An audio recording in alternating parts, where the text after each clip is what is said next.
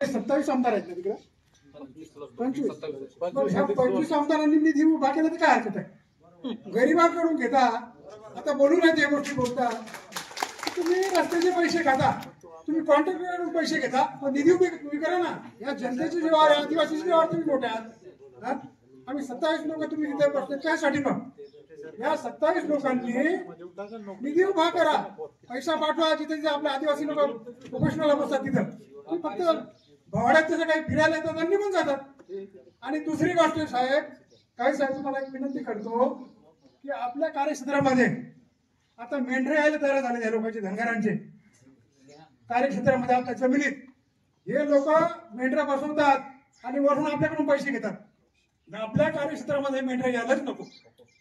पूर्वजांनी काही इंग्रजांना सांगितलं होतं सायमन परत जा, तसं हे धनगर परत जा एकदा इथून आमच्या कार्यक्षेत्रात येऊ नका.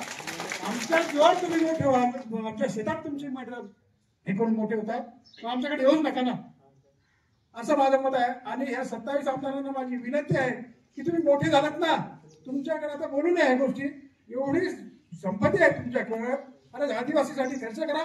तुम्ही आदिवासीचे आमदार आहात ना, मग करा. तुम्ही रस्ते खड्ड्यात गेले, काय डॅम खड्ड्यात गेले, कुठे गेला तुमचा पैसा? सगळा कॉन्ट्रॅक्टर तुमच्या हातात, मग तुम्ही द्या ना आदिवासीसाठी आता. का मेंढरावालीच तुम्ही तिथे खाली मान घालून बसता का तिथं? मग या गोष्टी त्यांनी केल्या पाहिजे सर. ठीक आहे.